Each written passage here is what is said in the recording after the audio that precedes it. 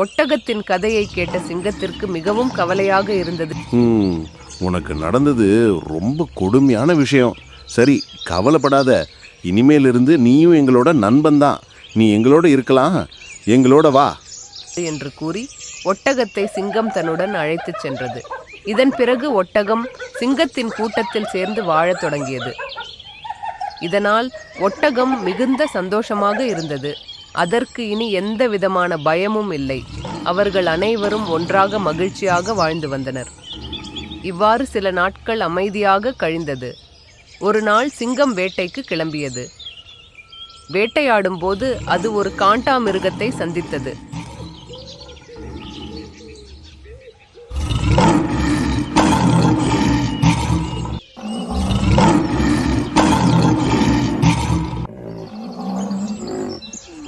அதனுடன் போராடி மிகவும் கடுமையாக காயமடைந்தது.